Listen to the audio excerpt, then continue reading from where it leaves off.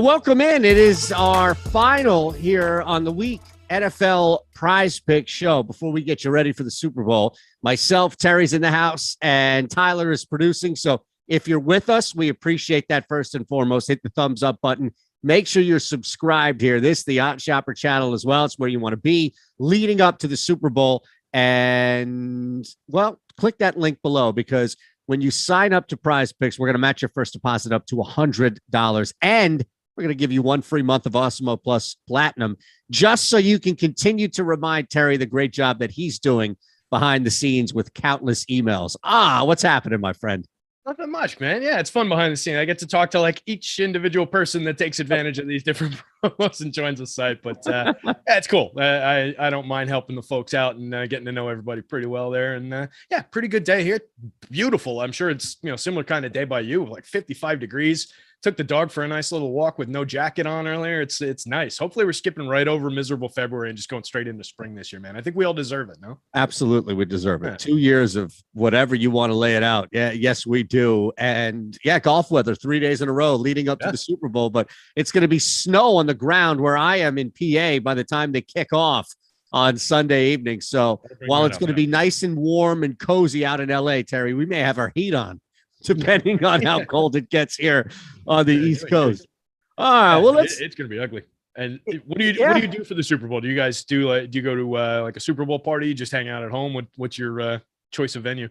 Yeah, COVID is kind of limited a little bit, and now with the 7-month-old, it's kind of hard to do much. So my brother and sister-in-law live right down the street, about a mile or so. They have the two little ones, 2 girls, 4 and 2, and we'll probably just go over there, eat a bunch of food. I have the show here at 3 with Ben, the betting show, kind of leading up to that gigantic DFS stretch that we have on the channel here. So I have that, and then I'll probably just eat myself into comas. I'll DVR the game at home, and I'll probably just eat myself in and out of food comas for the rest of the night. That my plan. Like a plan. Yeah, you wake up at like midnight, watch the end of the game, see what you missed. Yeah, that sounds like a good plan to me.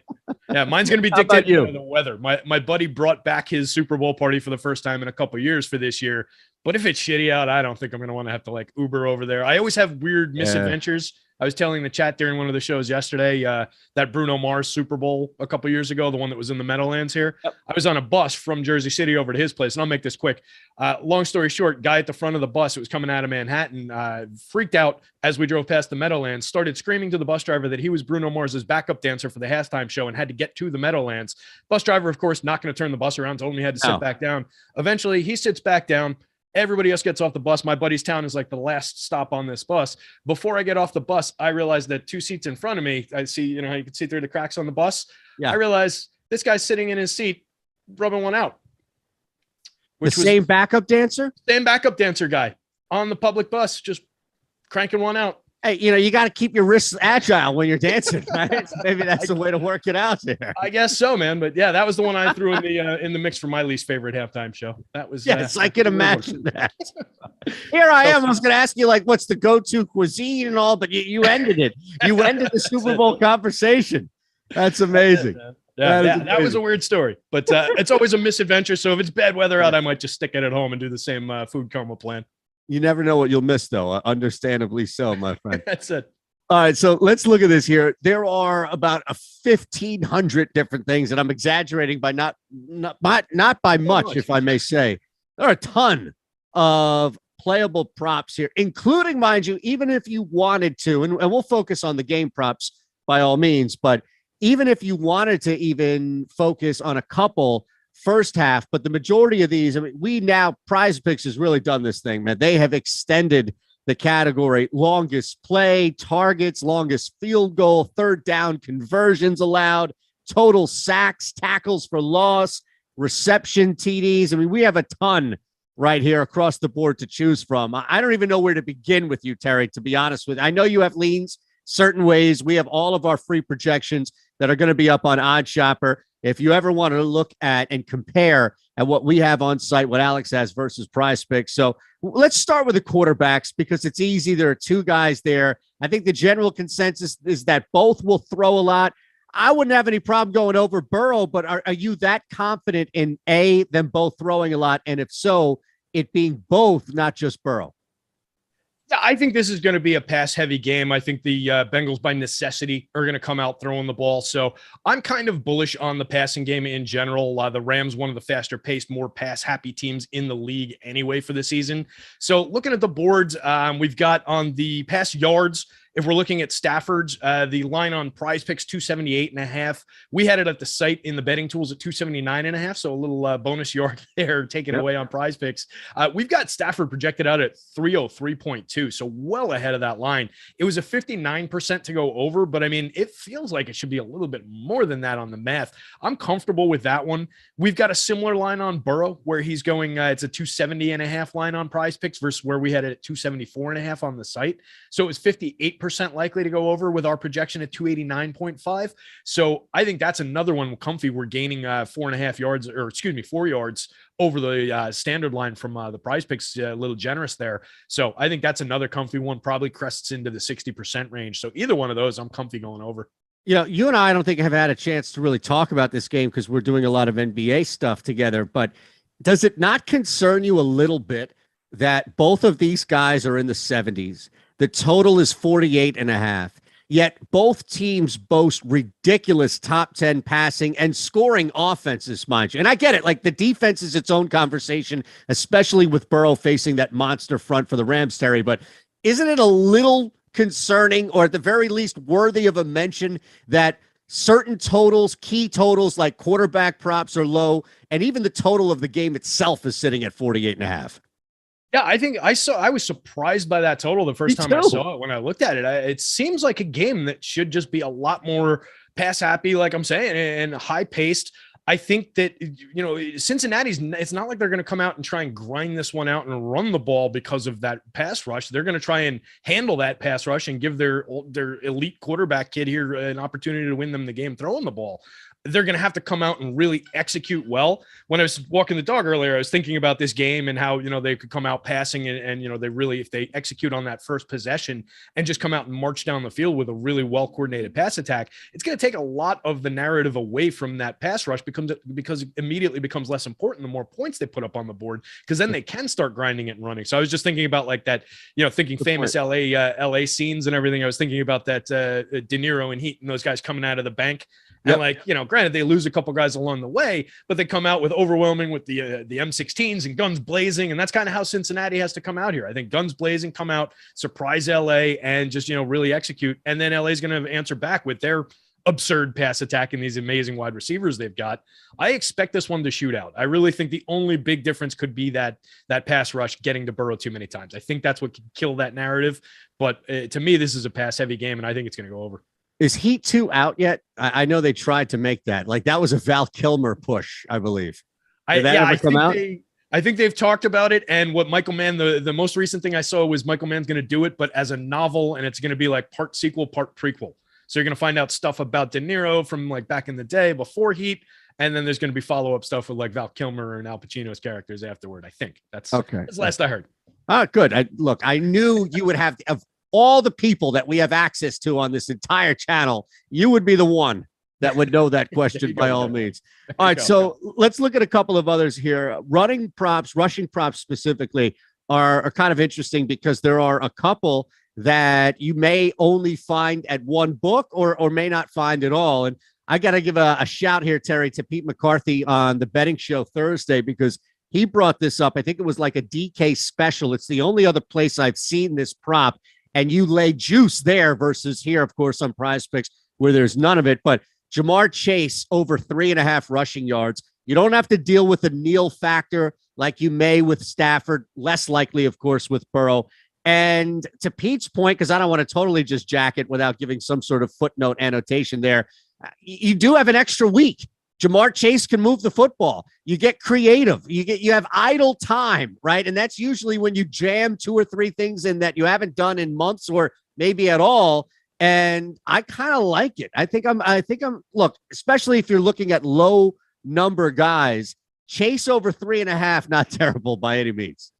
No, absolutely not. And I mean, looking at our projection, we've got him projected for 6.28. So that was a 57% probability to go over that same 3.5 line based on what Alex says at the site. Yeah, not bad if you're looking for that kind of a thing. And to me, that's one of those ones that essentially functions as an on-off, right? It's either it was the play happened or it didn't. He got the carry and got those yards, or he didn't. I don't think it's as much of a likelihood that he's going to get that carry and not get the 3.5. Right. So it's just kind of, do they call a running play for him to me? And I think they do. So I think he's going to get to that. Anybody else on the rush prop, quarterback, or an actual running back, if that works for you as well? Yeah, the Mixon one is pretty easy to pick off there. It's sitting at 60% on our board against the same 60.5 rushing yards. We've got him totaled for about 10 more yards than that at 70.71. So that's a 60%er that you can just kind of pick off on the over, going over the 60.5 line there. Not too difficult. Sony Michel on PrizePicks, it's interesting. It's 15.5. We've got him projected at 11.78. So we've got him going 85% under, but the 85% is based on a 20.5.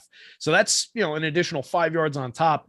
Call it 60-ish%, maybe, a little higher than that he still goes under the 15.5 based on where we've got him projected. So I think Sony goes under the line on PrizePicks. I don't really love going to him as an overpick. Cam Akers, similar story. I think he's just kind of a stay away for me, where we've got him leaning more toward the under. He's a 46% chance of getting over, but that was against the 60.5. At 54.5, we've got him projected at 58 yards, 58.8 yards. You're getting over in the projection, but it's not great. So I don't love that one. It brings it back more, more toward like a 52-48 kind of a proposition. All right. So, yeah, and I saw on the chat, by the way, as far as P-Rhyme here, that is Kickstarter, buddy kick over 2.5 yards. He could get that one carry, even if he gets less than 5. It's always a risk, right? Whenever you have something like that, because that lone carry gets stuffed. And next thing you know, you're sitting there at 1? Yeah, and that's the thing with him. He's, typically I think of him as a guy who catches the ball in the flat and does something off of a pass, off of a target. The handoff to him, it's really limited in terms of the rush yard opportunities for him. Yeah. But we do have him projected for 4.71. So we've got him going over. It's the same 2.5 line that we were projecting against on the site. We've got him going over at 56% of the time. So you're on the plus side of it. It's not great. It's not, like you said, you're probably going to get one look at it, maybe two. And if he doesn't get there, if he gets stuffed in that line, it's going to be over for you. But you are landing on the positive side of that one. It's a little bit thin for me, though. Yeah, absolutely, man. All right, let's keep it moving here. We got a bunch to bounce around with, and we'll look at receiving, receptions. If there's anything here specific, some of these numbers do seem somewhat low. Beckham kind of jumps out a little low at 62.5. I've mentioned this on, I don't know what's out, what's not, because I've been off social today, but that video that we all put together of different clips of our favorite bets, Joe Mixon going over 25.5 receiving yards is my favorite, one of my top props of the entire Super Bowl, Terry. He's gone over that number 5 times in a row. He's also had 3+ targets, 5 games in a row. He doesn't leave the field if they're down 13, 17, et cetera points. So anything maybe here in either the receiving or even receptions category? So let's take a look. Just looking at Joe Mixon, it looks like Alex is a little bit less bullish, a little more bearish on the Mixon side. He's got him 3.3 receptions, so he's got him going under on the receptions against a 4.5 or against the 3.5. A little bit better against the 3.5 on PrizePicks, of course.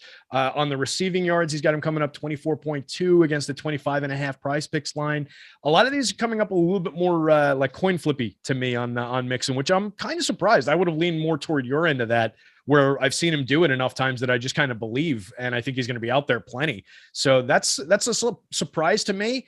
The off the top of the head, I would have been a little bit more on board with those, but just going by the site's numbers, I'm going to have to be to pull back from that one a little bit.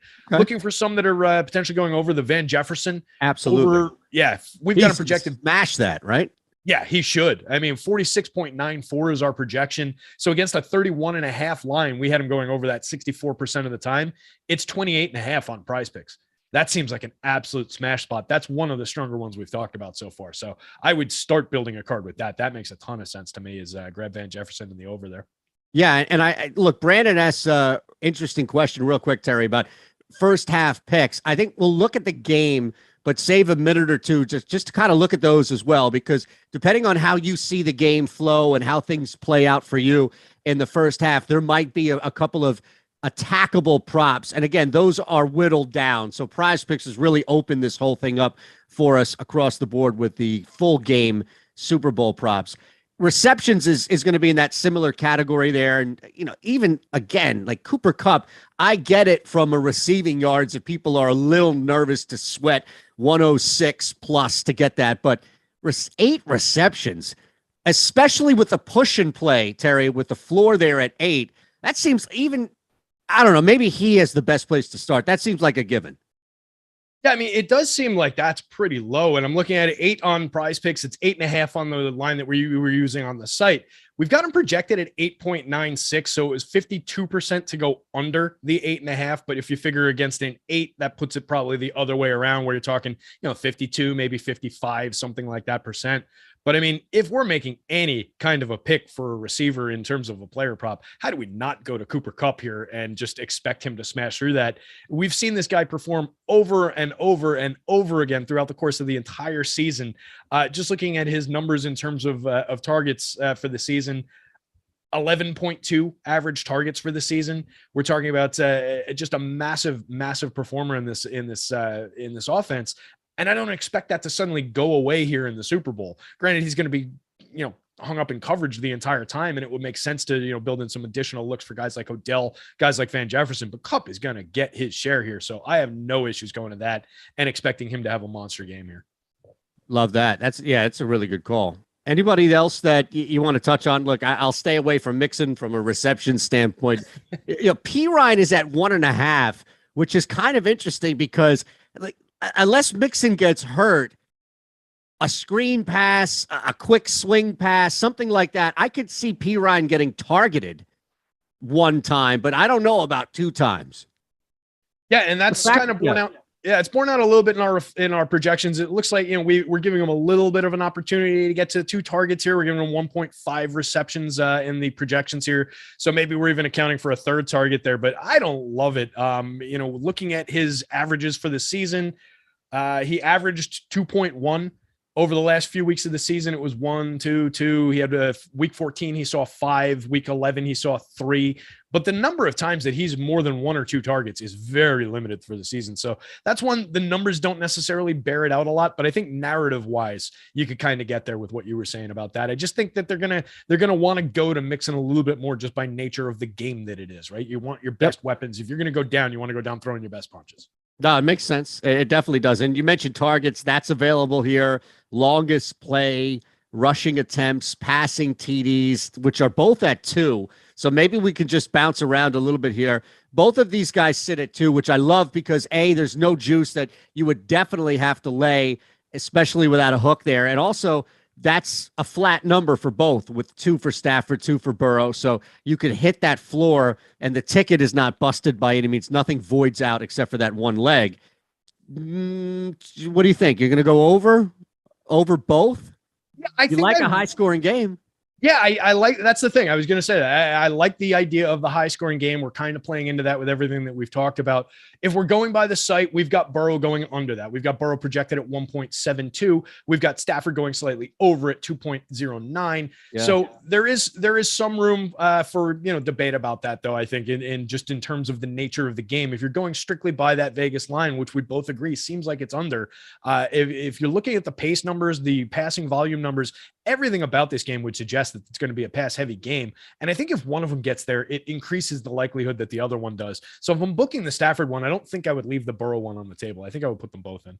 All right. So anything more? Look, we've got a couple of, I don't want to say wackier or crazier ones, but a couple of wider ones on our radar that we normally wouldn't have. So look, we also have some regular ones that are just not available normally, from completions to attempts, QB completion percentage. If you were looking at playing that, for example, 69 for Stafford, 68 for Burrow, also a QB rating in there as well, 105 for Stafford, 99.5 for Burrow. Field goals made, though, is kind of, when you get into these kicking stats, and even on defense as well here, field goals made, it's 2 for Gay, it's 1.5 for McPherson.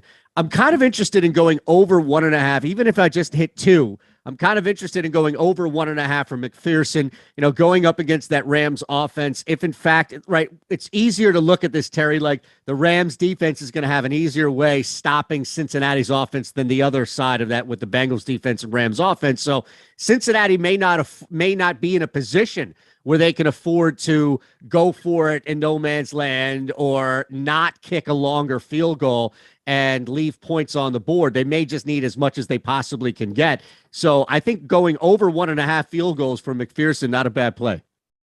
Yeah, and that's bolstered by the idea that he's gone 4 for 4 in each of the last 3 games, right? Against Vegas, Tennessee, and Kansas City. I think that's pretty apt. I think they're going to have to do everything, like you said, fighting tooth and claw to stay in this game just to begin with. Every opportunity, they're going to want to put points on the board. So I think it is going to be a game where we do see the teams, take the field goals where they get them. You're going to see a little bit less of a risky, taking some long shots on 4th downs. What I think the math suggests is the correct way to play football. But in this situation, I think in a Super Bowl, you're going to see them take the points where they can get them with the kicking game. So yeah, I think that's everything supports that for Cincinnati here. And I don't really hate the Matt Gay side of it either, but I think if I was leaning one, I would probably lean toward the underdogs kicking game a little bit. Now, you can play these guys individually, like Aaron Donald, Leonard Floyd is there, Von Miller, a couple of guys, and Hubbard and Hendrickson on Cincinnati. You can also play the teams themselves, but there are a couple that I think correlate, where sacks, for example, is up there with Rams, right? 3.5. I love that. That's one of my favorite props in just the general in the Super Bowl. So going over 3.5 sacks, especially if you lean Rams, you think they have a good shot at this. And then there's also QB hits, which is 6. Well, if you're going over 3.5, you're getting 4 right there. So it's not hard to think that they could get to Burrow without sacking him and at least knocking him down 2 other times. So those are kind of a couple of things. I don't know how deep you were looking at it on the defense side. This is a rare opportunity where we can play guys tackles and sacks, even TFLs, tackles for losses. But there are a couple of cool little defensive areas that you could definitely hit and make some money with. Yeah, and the idea of correlating those sacks with the quarterback hits is a great idea. Like you said, you're getting most of the way there if they get to that sack total anyway. You know you're going to need it. And that's been the big focus of, where are these teams different? Because they align so similarly at least in my mind, in terms of their offense, having a lot of elite receivers, having some decent running backs, very good quarterbacks. Like the spot that they align differently is in that defensive front group. So I think, going toward that part of the narrative, play something that we all feel is pretty likely to happen, even in a good game where the Bengals come out, throw all over the place and win this game. I could see Joe Burrow getting sacked 4 times. Like, it's not out of the question that happens and they still end up having a good game. That's not that many, where it would completely throw off the nature of this game, especially if it's just a situation where they handled it a few times, a couple times they slip by them, where they're not just a dominant force in there. So yeah, I don't mind going to some of those. And then, we've got interesting ones on the board, like you mentioned before, the longest plays, some of these longest field goals. I don't really have very many leans on them, but they're just fun to look into. Like, if you take a Jamar Chase, 27.5 yards, longest play. That one's kind of interesting. We've seen the big play nature that he can, come up with during the course of the season. So I don't mind taking some shots on some of those. And it just gets into the fun aspect of the game too, a little bit, because then you can go a little extra nuts for those. But if you're thinking about Jamar Chase, in terms of yards per target on the season, 11.37 yards per target.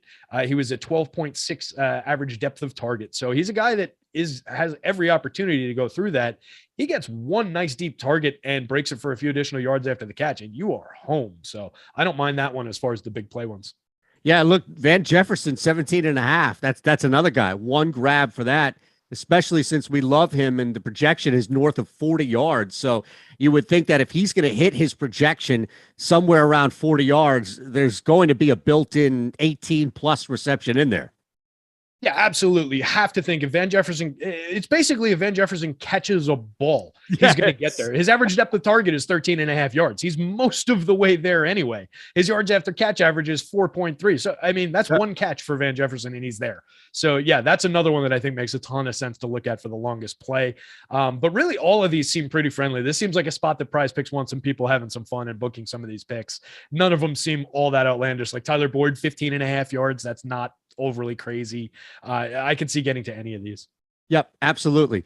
So here's the thing, and I think looking at this on the way out is anything on the first half that you're looking at here where it's just about game flow, right? I think it's easier to buy into both of these teams are going to be throwing left and right, but you may see, especially in that first quarter, offense is kind of testing the water, trying to just keep the ball, keep the other offense off the field. Maybe there's a target here for Joe Mixon and or Cam Akers to go over their first half rushing yards as opposed to maybe the more obvious, which is pass or receiving yards. Yeah, I don't hate that. I think maybe, if you're looking for some of those different spots than what the narrative might say, maybe that's where they're poking and prodding and, trying to feel each other out and feel where all right, what's their focus going to be? Are they trying to take away Jamar Chase from me if you're Cincinnati and, am I going to have to default to the other wide receivers? Am I going to have to go to Joe Mixon a little bit more on the Rams side? I think we're expecting significant coverage on Cooper Kupp, obviously, but what does that mean for Odell? How are they lining up against Odell? How are they lining up against, it's probably going to be Blanton in the tight end spot. Where do they work him in? Is he just going to be a direct replacement for Higbee in that offense? So I think a lot of those different things, if you're looking at some props along those lines where it's like you just need one look for a guy to get there, like what you were just saying there, I think it makes sense to consider those in the first half where they're going to be maybe experimenting and feeling things out rather than, all right, we've got to go to our tried and true offense, our tried and true weapons here because we're down or because, right, or we're just feeding the running back because we're ahead, like you would see in the second half. Absolutely. All right. Well, look, we appreciate everybody hanging with us.